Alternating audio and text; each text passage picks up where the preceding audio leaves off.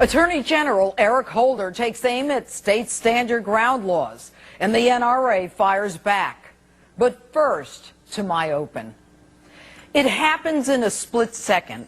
One moment you're dealing with ordinary day-to-day stuff, and suddenly, out of nowhere, like a thunderbolt, it hits you.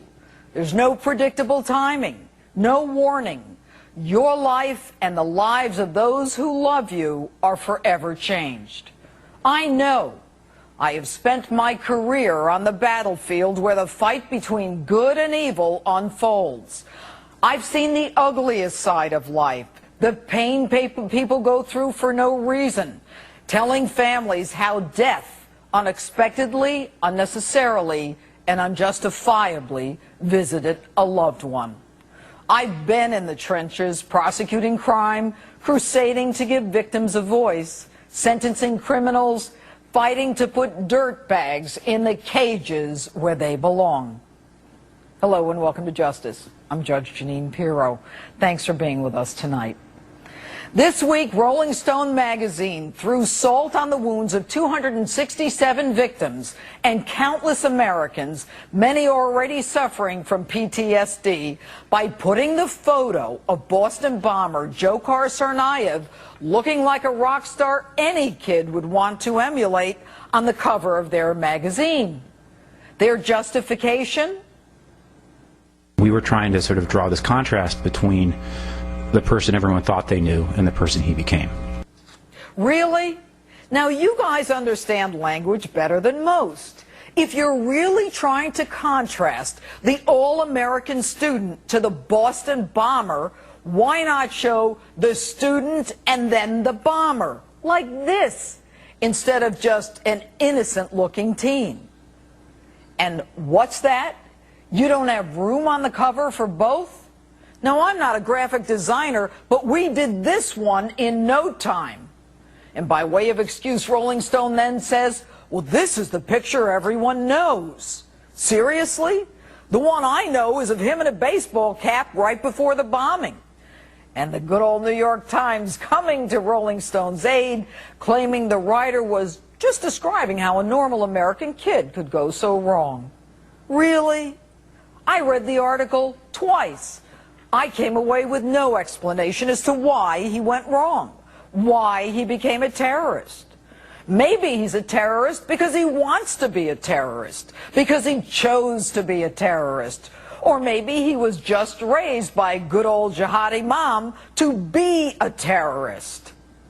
My oldest one is killed, so I don't care. I don't care if my youngest one is going to be killed today. So I want the world to hear this. And I don't care if I am going to get killed too. Okay? And I will say Allahu Akbar. Or maybe he's just plain evil, like the devil. Do I even care why he's a terrorist? If I know why, will you be able to stop others like him?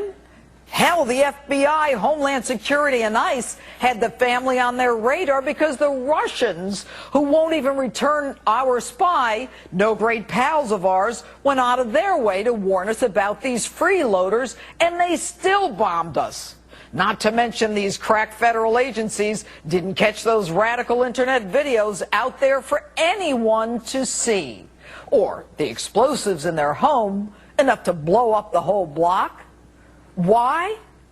I don't much care why. In fact, I really don't give a damn. Now take a look at this cover. It reads how a popular, promising student was failed by his family, fell into radical Islam. Let's parse it out. Popular? You want to know why he was popular? He was a drug-dealing, pot-smoking flunky, failing virtual all his classes at UMass Dartmouth, where he was given a scholarship, and then proceeds to sell the best weed around. His harebrained friends felt badly because he couldn't afford Tufts. His Cambridge friends say they couldn't imagine the pressure he was under because he took out a student loan. Really? You're a bunch of spoiled brats. Get a job like the rest of us did in college, or go to a community college. I'm sure they'd like your special brand of weed, too. Another of his Cambridge buddies says he was brainwashed. Okay, so now these genius kids, many of whom are behind the Free Dzhokhar movement, have concluded that their classmate was so dumb, so impressionable, and not of sufficient intellect to decipher right from wrong. You think maybe their brains are fried because they're all smoking too much pot? And failed by his family. Wait a minute, his parents divorced after he became an adult. How come kids from 50% of American families that are divorced aren't cooking up a few bombs in their kitchen? You want to know about kids failed by their families? I can tell you about kids failed by their families. The ones who go to sleep in their own beds to become victims of unspeakable torture and abuse. The ones senselessly beaten, brutally murdered in ways that I cannot describe on television. And he fell into radical Islam. Fell? What did he do? Fall off a cliff and land in Al-Qaeda Alley?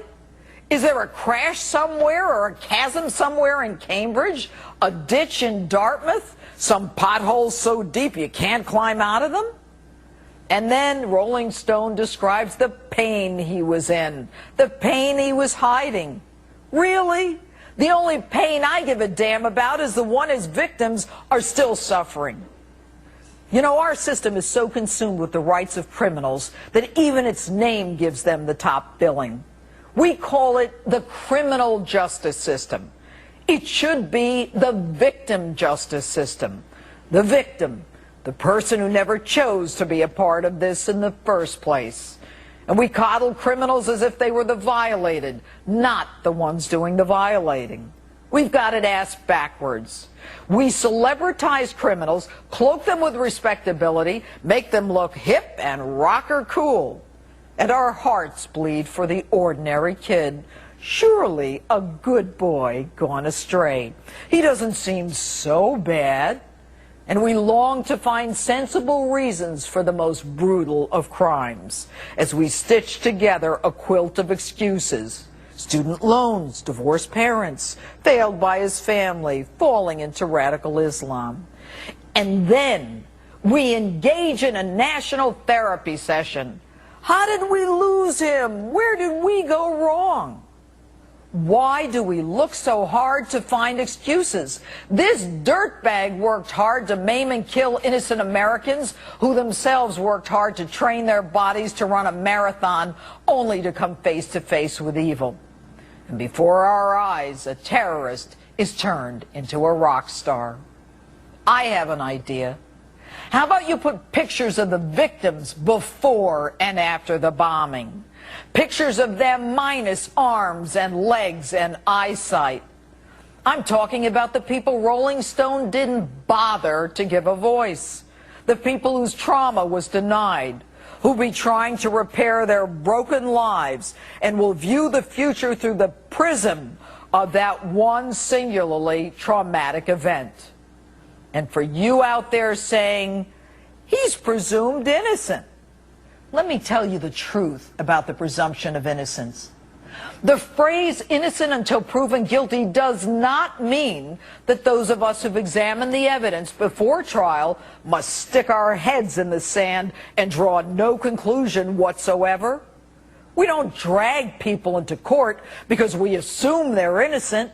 We indict them because we believe they're guilty and there's probable cause and extremely damning evidence that supports that. Dzhokhar, I don't like your mother, and you take after her. You came here to feed off the fat of our land like the rest of your family to suck us dry. You shouldn't have been allowed here in the first place. And you hate us?